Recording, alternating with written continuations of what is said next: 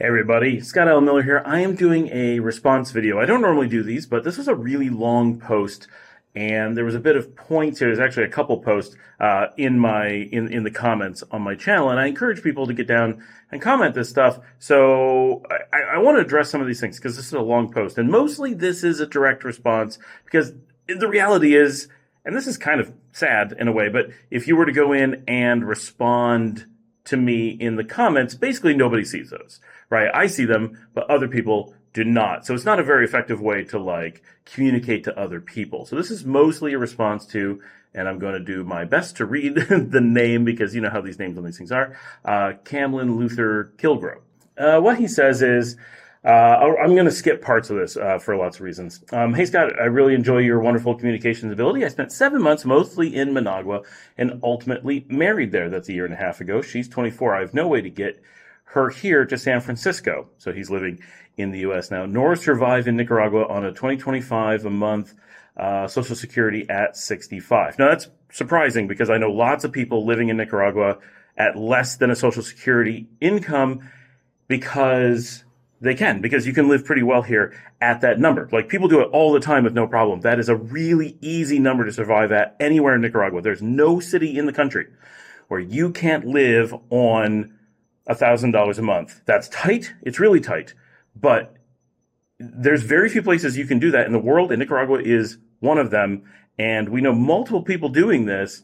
And so, I mean, this is firsthand. We know people doing it at 800, and Social Security is more than that.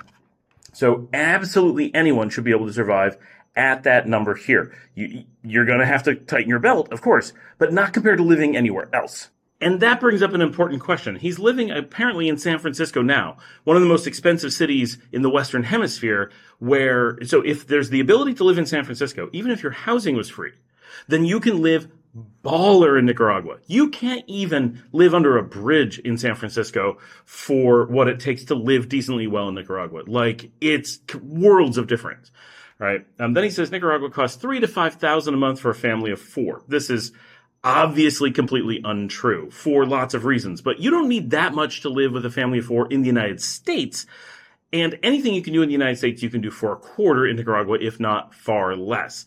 And I know this firsthand, right? I don't know anyone with a family of four spending this much in Nicaragua, and many not in the United States. Like, these are completely absurd numbers, and it shouldn't take any amount of looking at it to say something's completely wrong. I don't know where this money was going, but considering you can get a house for a family of four for, say, $300 a month, just starting from that point, where is this money going, and how would you do that in the United States, right? So there's two questions here. One's the absolute number. How are you coming up with numbers that are so orders of magnitude out of scale with Nicaragua? And why, and then the relative, comparing this to like San Francisco, the most extreme possible example. Sure, in San Francisco, you can't live at $5,000 a month. That makes sense. But in Nicaragua, I don't know how anybody could fail to live really, really well with a family of 10 at $5,000 a month. I mean, for real. I have a family of four here, right? So I have a fair idea of where this money would go, and it would go really, really far. Now, of course, if you have lots of other debts that you're trying to pay in the United States, sure, you may have $5,000 of debt. And they said it's brutal there, being Nicaragua, in every way. Well, what does he mean? Brutal here compared to the United States? Yes, what? It's like he's talking about a different country. It's like he's talking about the United States. Something's all wrong here because this just doesn't make any sense. He said, yes, Nicaraguan women have lots of rights. They rarely marry. Yep, because it just doesn't make sense, right? Marriage is a thing that is often pushed in other countries. Nicaragua doesn't push it, so it doesn't become the cultural thing that other places does. Talking about poverty, a lot of this isn't really relevant. Yes, Nicaragua is safe. A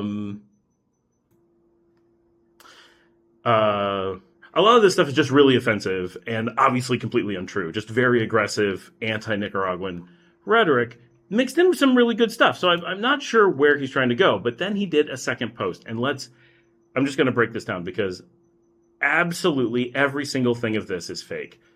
He said, I don't think you can open a bank account either. I challenge anyone on earth to try it. Simply not going to happen. Well, I have a bank account. Everyone I know has a bank account.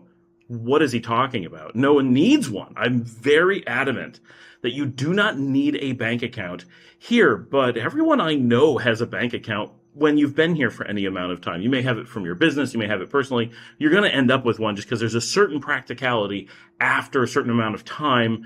And you're going to say, oh, I know people, I want to do some bank transfers, and that's fine. If you want to have a bank account, go ahead and open one. It's super easy.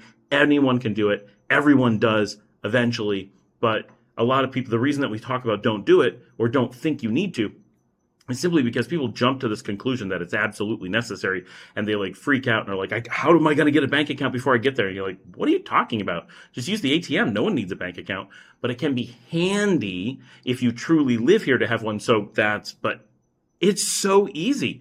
Everyone has one, and you don't have to even be a resident. Tourist can get them. And you can actually open a bank account without being here, but that gets a little bit complicated. He says, I don't know how anyone could work in the USA while living in Nicaragua. That, again, we all do it. Like every expat, that's what you're required to do. It is so easy. In fact, anyone who goes on vacation to Nicaragua and just works while they're on vacation like they would anywhere else is already doing that. Just do it for longer. So it doesn't take any imagination or any effort whatsoever. You just do what you normally would do, and you're working from Nicaragua. He says there's really no way to communicate with anyone there. Just email, perhaps, but you have to buy data every week. Okay, I don't know how this is different than the United States. We use email and telephones, and so every telephone in the United States still works down here. No one can tell you're not there. Your cell phones work here, same as in the United States. You buy data however you buy it in the United States. If you want a monthly cell phone plan, you get monthly, but that's not how you do business communications. You use landlines, right? You get an apartment with internet, and that's monthly, just like everywhere else in the world. There's nothing different. Everything he's describing is exactly the same as the US, but at a fraction of the cost and higher quality. So when he says he doesn't know how anyone would work in Nicaragua, he's also saying he doesn't know how people work in America. So I guess that's the problem, but that's really basic, right? Like, it's so easy that you don't do anything. You just get an apartment, get internet the same as you would in the United States, hook up your laptop, and act like you're in the United States, except you're in Nicaragua. That's literally it. There is no part of Nicaragua that is a factor in how do you work remotely. It's really weird, the things that he's saying. Like, I can't imagine who he thinks is reading this and what they're imagining. He says, and that's from Managua, where better internet than most of the United States is available for $35, right? So he said, imagine living in the north. Right, like Esteli, Jinotega, Matagalpa, all places we've shown on the video and have even better resources in many cases because they're richer. He says you'd be completely in the dark ages. There's no cell coverage. Except we've all been there. We all had cell coverage while we were there, and we're posting from there and make calls and stuff all the time. Cell coverage is pretty darn good. He says only a powerful, wealthy person married to a great Nika could pull it off. I don't know. The idea that you need to be wealthy to operate in the poorest country on the continent is weird. And again, like, imagine being in the US where every single thing he mentions, the cost of the internet, cell coverage, cost of living, all those things are worse where he's saying he is now. And he's not just in a bad country. San Francisco is famous in the United States for how bad its internet is, as an example, and how high its cost of living are. So he's in the absolutely most extreme of these things. The only thing I can imagine is that he means to write all this about San Francisco and saying, how could anyone live in America? And yeah, that makes sense. But every one of these things that he complains about is solved by coming to Nicaragua. He says, have I mentioned that it requires a great attorney to accomplish anything there? No. What is he trying to accomplish? Opening a bank account? You don't need an attorney for that. Getting a cell service? You don't need an attorney for that. Getting good internet, working from home, getting an apartment? None of those things require an attorney. I don't even know what an attorney would do in any of those circumstances. He said they won't give you a green card no matter what. Right? Because green cards are specifically an American thing. No such thing exists in normal countries. A few other countries, I believe France has one called a green card. But we've talked about in other things that green cards or a citizenship process is absolutely something you would never want, and no person who's being rational would ever suggest wanting such a thing in Nicaragua, which is why Nicaragua doesn't openly offer it. Technically, paths to it do exist. They're extremely hard, totally undesirable. There's absolutely no one who knows what they're doing would ever bring it up It's weird that he brought it up. He then says, not for retirement. Right, retirement, you get basically, it's the easiest thing in the world. As long as you have that Social Security money coming in, boom, automatic retirement here. I mean, it's a little bit of paperwork. It's just handled. I do have to point out one additional thing that I didn't realize until I was reading later. He said all these things about what you don't get, all this residency you won't get, and it's all obviously untrue because your Social Security would give him that residency just like that. The only way it wouldn't is if he was a serious criminal and had a record so bad that the country wouldn't let him in.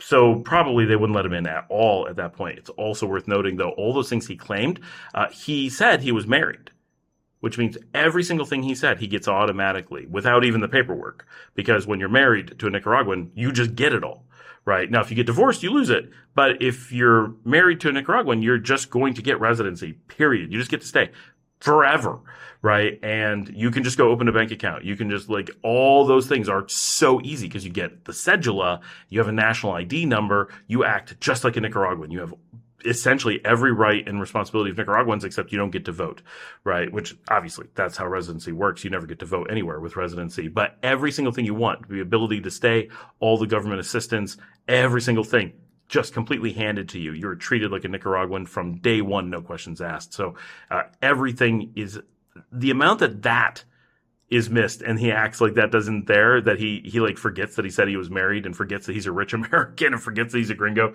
and forgets that every single thing on this list was handed to him.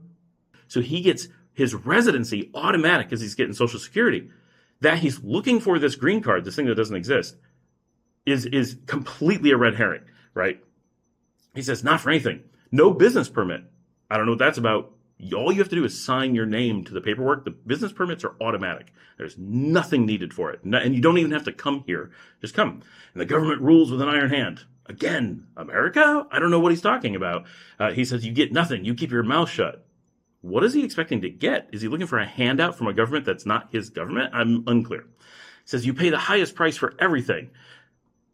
I don't know what he's talking about. Maybe he's talking about gringo pricing. So, okay, we're more likely and definitely going to, so in that case, right, we're going to pay more than locals for many things, but certainly not the majority of things. The majority of things we pay the same price as everyone else. And if you know what you're doing, you don't get gringo priced. But that does take a little bit of maneuvering in the market. You need to be here for a few weeks and learn the ropes before you're going to be able to protect yourself from that. But if you've been here for a month and are still really being challenged by gringo pricing, something's wrong, right? It's not a long ongoing thing. Now, some people just can't handle moving places and learning the culture, and that can happen. But you don't pay the highest price for everything, especially when you're comparing to, say, the United States, where the majority of everything here is much, much cheaper. So you're specifically paying less than the comparison of where he's at otherwise. Now, if you're trying to buy a laptop, sure, that's going to be most likely cheaper in San Francisco, but things you need to buy every day. And of course, being an American, he can buy those things that are cheaper in the US and bring them with him and buy those things that are cheaper in Nicaragua here. So you get the best of both worlds. So as an American, he technically pays the least for everything. Nicaraguans don't normally have the power to go to the United States, buy things, and bring them down. They're trapped with Nicaraguan pricing for all things, not just the things that make sense. He says, don't cross anyone. No idea what that's about. They will lock you up and will shoot you. I'd like a single example of that. That's their right. It is absolutely not. They don't like or want any gringos there. Actually, the government goes beyond bending over backwards to specifically invite and guarantee gringos. Every single thing that he complains about is all stuff that's specifically wanted. They want Americans here. They want us to do business here. They want us to rent apartments and have residency. Every single thing that he's saying is hard is basically handed to gringos because it's an important part of the market. It's an important part of the culture to have people come here. That's how you build the economy given the current economic situation. And lots of countries are similar in the region and elsewhere in the world. So this is not unique to Nicaragua, but Nicaragua goes more out of their way to invite gringos here. In fact, they go so far as that gringos get treated better in Nicaragua than they do in their home country. For example, in the United States, healthcare as a retiree, or for anyone, is very, very expensive and not guaranteed. But in Nicaragua, just by being a tourist here, you get healthcare for free. Now, it may not be the best healthcare, but it's free. If you want more or better healthcare, you can pay more. You have lots of options. but that you get healthcare here that you don't get in your own country. You get better internet, you get better roads, you get better laws, and it's easier to start a business here. Like the amount that they go out of their way to make sure every single thing he complains about is exactly the opposite is crazy. He said, I've said enough. It was great fun to visit. Only a multimillionaire could live there. Cheers. What? Where does he think? Like, I don't even know.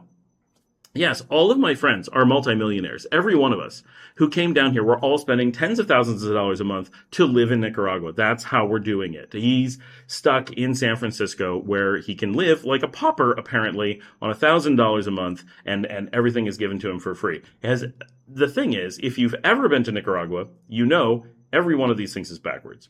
If you've ever been to America, you also know that every one of these things is backwards. So, I mean, I understand that to some degree, he's trying to make it sound like Nicaragua is expensive by saying, oh, you might need $3,000 a month to live here. And certainly if you had $3,000 for a family of four, you can live really comfortably. If you had to live on $1,000 per month for a family of four, that would be tough. But keep in mind, he's a retiree in this example, living off of Social Security. He's trying to live here without a job and without any retirement, right? Supposedly. So we're talking about an extreme example of someone who has done no planning and done no work and saved nothing, and that happens to some people. But we're talking about a boomer who's had a lifetime of resources and great opportunities and should have put something away and is acting like living in San Francisco is cheap, which we all know isn't true, and acting like living in Nicaragua, where he has no right to anything, is expensive, even though they're handing him absolutely everything so that he could live on that Social Security. And in fact, one of the things we've consistently found is that most people, without going completely far afield, like Southeast Asia, who want to live on the absolute minimum, once you're getting to that $1,000 per month or less, you are pretty much trapped in Nicaragua. And this is actually a bad situation. It brings in people who are not often coming to Nicaragua for good reasons and has them stay here because they're trapped, because it is the only option when you're on a budget that tight. Maybe Haiti, right? But Haiti is not super welcoming in the same way as Nicaragua. Not that the Haitian people aren't wonderful people, but that the country doesn't have necessarily the incredibly open and inviting laws for business and residency and things like that. Not very many countries will give automatic residency to someone on an American Social Security system as enough to completely get retirement residency. But Nicaragua does. The United States sure doesn't give you a way to live on that, but Nicaragua absolutely does, including all the things he says are a problem. So, yeah, obviously, all of this is delusional or completely fabricated, but he took the time to write all of this, and it's really odd because there's mixture of pointing out how good things are and a lot of very racist ranting, but he claims to have lived here, but says things as if he's never even visited the country or the United States.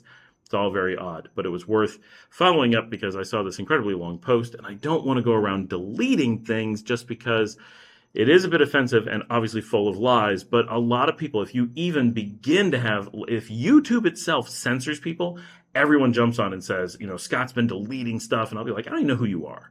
Right? I haven't deleted anything in months, and the people will be like, he deletes everything I say. So I try very hard to make sure even really offensive rants are left in as long as they're only offensive to me, as long as they're only complaining about me. Unfortunately, in this case, he's being very offensive to entire genders and entire races, and it's just really, really terrible. So I really hesitate to leave it in, but YouTube did not block this one, so I'm letting it slide as long as we have the response.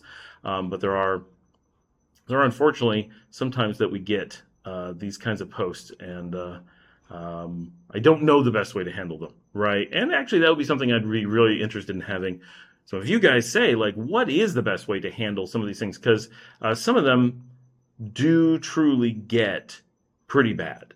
And then I do want to say this one, right? So another one, I've had a couple come in, and this is actually, mostly these are good signs, right? These are signs that we're getting attention, and people who are going out of their way to try to disparage either certain races or regions or nationalities or countries that they don't like, ideologies, governments, whatever, or they're just being paid by someone, it means we're getting their attention and we're doing something important. So this is an expected behavior when we have a good site that's doing a good job. Anytime you're telling the truth, people who don't like the truth are going to get on there and say nasty things. So let's take it for what it is. It's a huge compliment. It's just a compliment from really bad people. But I want to read this other one.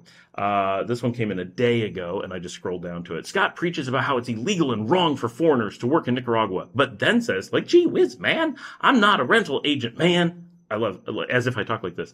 If you want me to help you, then hire me. Right, exactly, because I'm practicing what I preach. I've been very clear about this and covered this ad nauseum on the channel. So clearly, this is not a person watching the channel or knows anything about how to work internationally or just being honest. But so is correct. It is illegal and wrong for foreigners to work in Nicaragua, but it is absolutely encouraged, legal, and appropriate to work from Nicaragua. And as he should know, because of the way he said this, I'm a foreigner. I'm from America. I work in America, not in Nicaragua. If you'd like to hire me, which you're welcome to do so, you hire me in America because I'm an American. That's where I work. And so that's also where you pay me. That is how I get paid. That is how I work. I'm an American. I do not work in Nicaragua. And so he's has this really arrogant and condescending air of trying to make it sound like I'm saying opposite things, when he even said exactly the thing you're supposed to do. He just put it in the wrong tone and acted like it's a thing. He also says that he's lived in Latin America for close to a decade, knows that I know nothing because he speaks fluent Spanish, and he can tell you that my insights into the culture and system are erroneous or worthless because my Spanish skills are non-existent, which is interesting. Because what is that based on? I've had a number of people complain over the years about my Spanish skills, yet I don't speak Spanish on this channel. I speak English on this channel. I speak Spanish in real life. Admittedly, my Spanish isn't great, but I have been speaking Spanish to some degree since 1990, and I have been speaking Spanish living in a Spanish-speaking country the majority of the time since beginning of 2015 and in multiple countries. So while, yes, I don't speak amazing Spanish, I can tell from the things he said, he's never actually been outside the United States, so has no idea what he's talking about, definitely doesn't speak Spanish. And it's funny that he says he knows these things. He says it completely in English while getting the English wrong of the one part that was important in his post. But so my question to all of you is, given that we get these nasty posts that are clearly trying to say things that are untrue when people are lying often about themselves, right? We know the first person has never been to Nicaragua, right? They claim to have lived here for a year and a half, claims to have gotten someone 41 years younger than them as a wife and blah, blah, blah. But not one thing they say has any foundation in what Nicaragua is actually like. So it's very, very obvious that they've never set foot in the country. Or did so only for the purpose of figuring out what things are like so you could say the opposite, which you don't need to do. Just say nasty things, and it's easy, right? Who would put in that effort? And probably if you did set foot in the country, you'd feel really badly lying about it. But people who absolutely hate different groups of people are often happy to lie about them when they haven't met them. So in all this, what is the best way to react to this? I don't think deleting these posts is a good way to go because it becomes a foundation of, I know I posted these things and now they're not there, right? And I know some people have done this. Some people who have been like real estate agents, for example, have come on and posted and put in things they know, because they're also YouTubers, that YouTube blocks. And so then they say, oh, and they said to me, you're deleting my post. And I'm like, I don't even know what you're talking about. You've never posted to me. But then I found out they were posting with content that is banned. And so they knew when they did it that YouTube was never going to show me that post.